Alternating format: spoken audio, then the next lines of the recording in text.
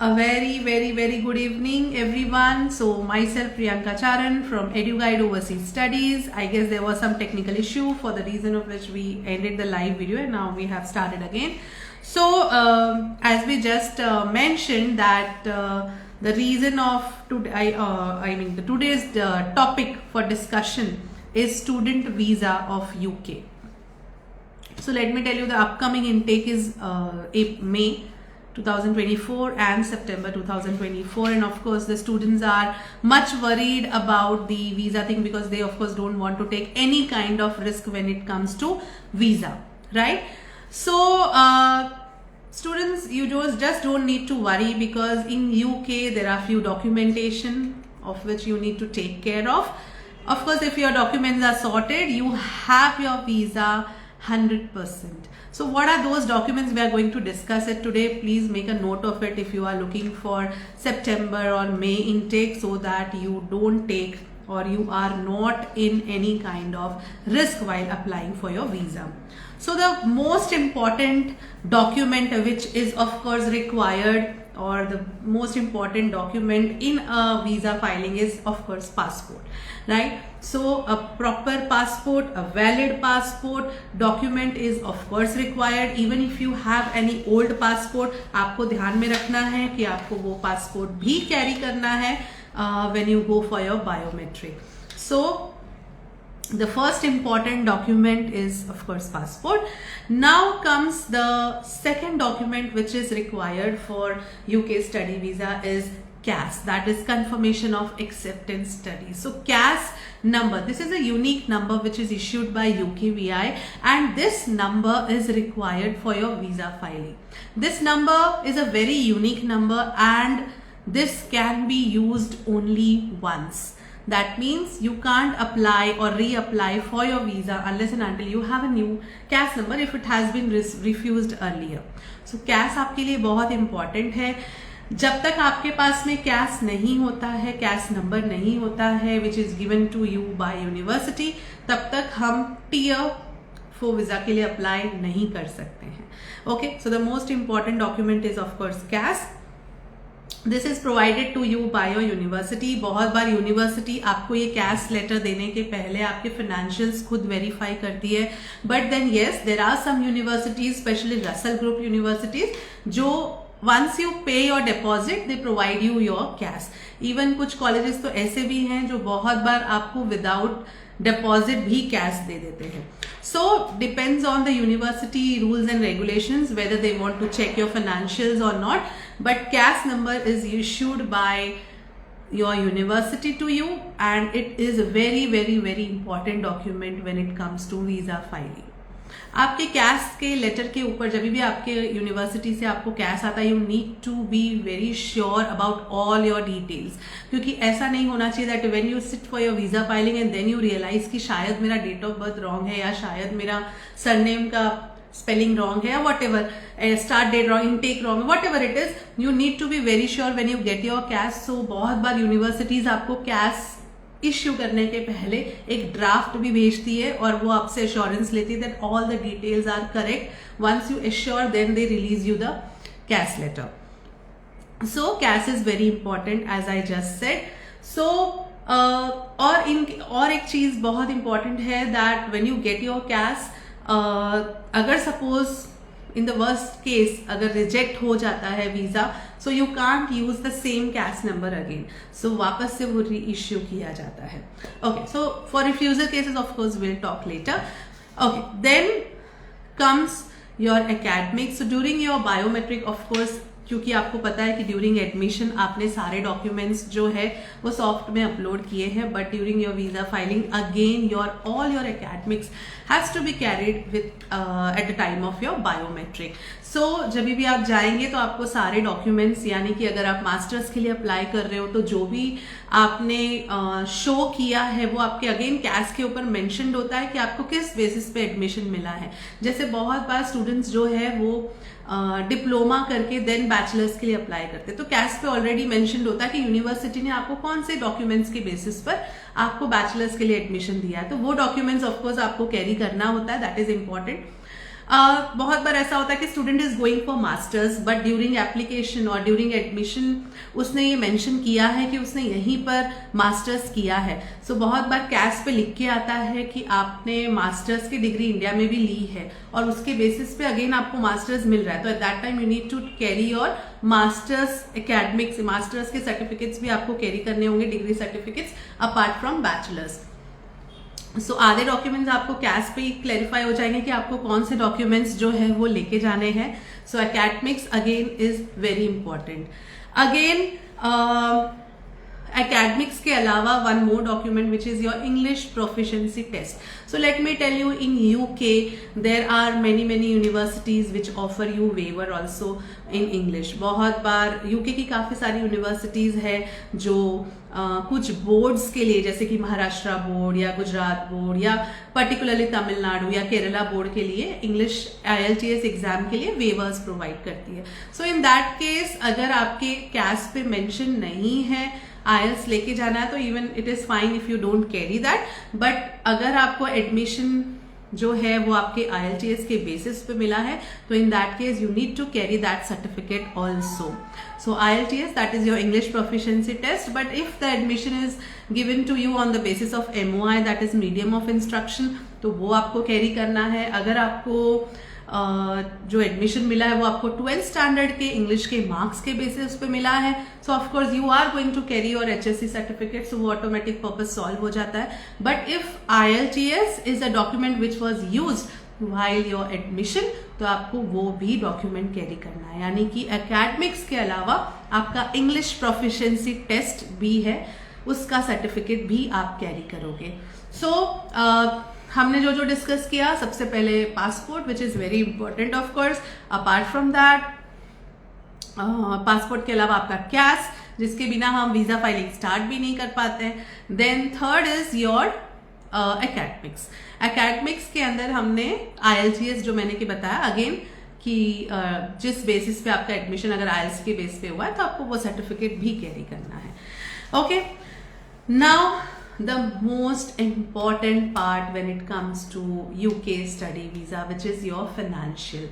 Okay, so आपके financials बहुत sorted होने चाहिए because आपके documents जो है वो एक एक verify किए जाएंगे। बहुत बार बैंक से भी हो सकता है verification होगा by VFS के आपके फंड्स जो आपने शो किए हैं वो आपके फंड्स बैंक में है या नहीं है। So will discuss this majorly because ये बहुत बार ये ही एक रीजन होता है जिसकी वजह से वीजा जो है वो रिजेक्ट होता है। Even if you have any question you can just, मैं देख सकती हूँ बहुत जन लाइव है, आप लोग को अगर कोई क्वेश्चन हो तो आप लोग यहाँ पर मुझे पूछ सकते हो चैट के थ्रू, मैं आपको जरूर बीच बीच में आंसर करते रहूंगी। Okay, now as you know we are discussing the financial part. So सबसे पहले important है कि आपका जो funds है वो कितना आपको show करना है, right? What should be the amount? Okay, so let me tell you that tuition fee, of course जो भी आपके tuition fee mentioned है आपके ऑफर लेटर के ऊपर उसमें से ऑफ कोर्स आपने कुछ डिपॉजिट अमाउंट पे किया होगा। Okay, so what ever is the remaining tuition fee which you haven't paid yet, वो अमाउंट प्लस आपका लिविंग एक्सपेंसेस ये आपको आपके अकाउंट में शो करना है। It can be your account, यानी कि जिस स्टूडेंट के लिए हम वीजा अप्लाई कर रहे हैं वो स्टूडेंट का अकाउंट भी हो सकता है या फिर पेरेंट्स का अकाउंट हो सकता है, बट नो सिबलिंग्स, नो चाचा मामा अंकल आंटी कोई नहीं, ओनली पेरेंट्स या फिर खुद का अकाउंट। ओके, सो इसमें हमें फंड्स रखना होगा। If you are not having liquid fund and you have availed of any education loan तो इन दैट केस आप लोन लेटर भी शो कर सकते हो, but it should be from a UKVI listed bank only. So no cooperative bank, no NBFCs। हाँ, यहाँ पर I would like to add one point कि NBFCs are not allowed, but NBFC में से एक NBFC है विच इज अलाउड, जिसका loan letter जो है वो एक्सेप्ट करती है, and that is HDFC Credila. Yes, so HDFC Credila bank जो है जो एजुकेशन लोन देती है that is actually an NBFC, but उसका जो लेटर है वो एक्सेप्टेड है। So if you have loan letter from education loan letter particularly, अगर आपके पास में UKVI लिस्टेड बैंक से एजुकेशन लोन है तो आप वो लोन लेटर भी दिखा सकते हो, बट फंड्स का अमाउंट आपको भूलना नहीं है. So funds is remaining tuition fee and your living expenses. Now we will clarify the point कि living expenses कितना शो करना है. So the living expenses part has been divided into two parts. हम regional wise यानी कि government ने, UK government ने जो लिविंग एक्सपेंसेस है उसको दो पार्ट में डिवाइड किया है. One is outside London and one is in London. So अगर आप लंडन में जा रहे हो, so of course you know that London is an expensive city. So in that case जो लिविंग एक्सपेंसेस है you need to show for 9 months and the 9 months living expenses is 12,006 pounds in London. If I calculate it in INR, it would be approximately somewhere around 12.5 lakhs. Because of course अगर मैं 12 lakhs बोलती हूँ तो of course हम neck to neck तो funds जो है वो शो नहीं कर सकते. So 12,006 pounds. एंड अगर आपकी यूनिवर्सिटी आउटसाइड लंडन है, so of course you are going to stay outside London, so आपका लिविंग एक्सपेंसेस थोड़ा लिटिल साइड में है, बट ज्यादा डिफरेंस नहीं है. That is 9,207 pounds, approximately 9.5 lakhs. So ये आपका लिविंग एक्सपेंसेस, ये अमाउंट और आपका ट्यूशन फी, ये आपको आपके अकाउंट में या फिर आपके पेरेंट्स के अकाउंट में 28 consecutive days आपको मेंटेन करना है. once that 28 days gets over, again आपको एक स्टेटमेंट बैंक से लेना है एंड साथ में आपको एक लेटर बैंक से इश्यू करवाना है that this fund was maintained for last 28 days. Once you have that letter, once you have that statement, तभी भी आपको भूलना नहीं है कि आपको उस फंड्स को मेंटेन ही रखना है till you get your visa. Because बहुत बार वेरिफिकेशन भी होगा आपके वीजा एप्लीकेशन के बाद. सो आपको वो फंड्स तब तक मेंटेन रखना है जब तक आपका वीजा आपके हाथ में नहीं होता. सो ऐसे ही भले ही हम बोलेंगे 28 डेज का क्राइटेरिया है, बट अगर मैं वीजा का टर्न अराउंड टाइम भी गिन लूँ साथ में, so it would be around 1.5 months. सो ये जो फंड्स है ये आपको शो करना है. और जैसा मैंने बताया कि अगर आपका फंड्स एजुकेशन लोन के बेसिस पे हो रहा है, so in that case you can show the sanction letter also. You don't need to maintain any fund, but the only condition is that it should be from a UKVI listed bank only. Okay, so अगर वो bank है तो आपका loan letter चल जाएगा. And again no personal loan, only education loan. Okay, बहुत बार कुछ रीजंस होते हैं जिसकी वजह से स्टूडेंट अपने अकाउंट में शो नहीं करता, अपने पेरेंट्स के अकाउंट को शो करता है. So in that case there are additional 2 documents which needs to be now provided. One is sponsorship letter. So they want just a consent. Sponsorship letter बनवाना पड़ता है. That is very easy to make. आपको एक 100 rupees के stamp paper पे आपको एक draft दिया जाता है जो आपको टाइप करवाना है और अगेन उसको नोटरी करवाना है. सो ये जो sponsorship letter, that is just a consent from your parents that your parents are aware what is the tuition fee, what is the living expenses and they are ready to sponsor you. Okay, apart from this जैसा मैंने बोला और एक document add हो जाएगा, because क्योंकि आपके parents consent दे रहे हैं तो इन दैट केस ऑफकोर्स ये भी दिखाना पड़ेगा कि एक्चुअल में आपके पेरेंट्स और आपका रिलेशनशिप क्या है, which can be prove through a birth certificate. So आपको एक बर्थ सर्टिफिकेट भी यहाँ पे काम में आएगा. बर्थ सर्टिफिकेट बहुत बार बहुत सारे स्टूडेंट्स के रीजनल लैंग्वेज में होते हैं. जैसे मैंने बहुत बार देखा है कि कोई अगर गाँव में बॉर्न हुआ है, सो बहुत बार जो बर्थ सर्टिफिकेट वहाँ की जो देते हैं वो गुजराती लैंग्वेज में है या यहाँ पर भी मराठी लैंग्वेज में है. So that is not accepted. So अगर इन केस आपके रीजनल लैंग्वेज में आपका बर्थ सर्टिफिकेट है, so you can translate it. आपको ट्रांसलेशन करवाना है प्रॉपर अथॉरिटी से and then you can carry both. You have to carry both. आपको ओरिजिनल वाला भी लेके जाना है और ट्रांसलेटेड वाला भी लेके जाना है. So that is the criteria. अगर आपका बर्थ सर्टिफिकेट इंग्लिश में है दैट इज फाइन.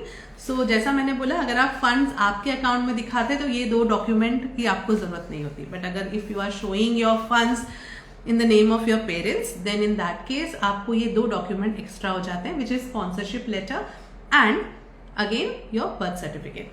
हाँ, बहुत बार ऐसा होता है, स्टूडेंट्स का क्वेश्चन होता है कि मैम क्या हम 2-3 अकाउंट शो कर सकते हैं, because we can't keep such a huge amount in one account. So that is completely fine. आप ऐसा कर सकते हो, आप मल्टीपल अकाउंट्स दिखा सकते हो.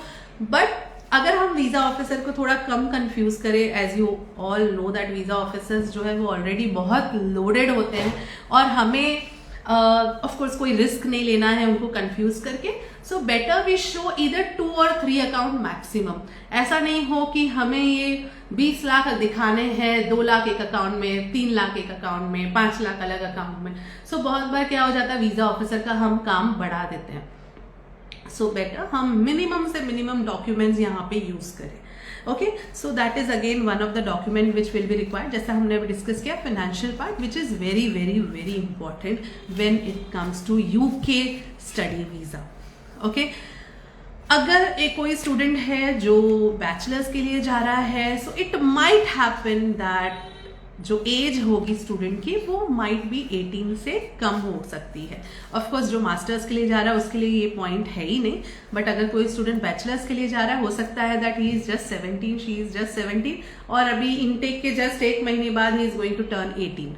सो अगर, यानी कि मेरा मतलब है if the student is minor, so in that case एक और एक्स्ट्रा लेटर जो है वो हमें लगेगा, written consent that your parents are sending you. And anyways because sponsorship letter से ये मिलता जुलता ही लेटर होगा आपका, लेकिन थोड़ा डिफरेंट होगा. यहाँ पर एक रिटन कंसेंट चाहिए because you are minor and they are sending you abroad. So एक वो ड्राफ्ट है जो हम प्रोवाइड करते हैं, वो एक बनवाना पड़ता है आपको. सो बहुत बार ऐसा भी हो जाता है कि if you are less than 18, so guardianship भी ऑफकोर्स चाहिए होती है बिकॉज यू आर माइनर.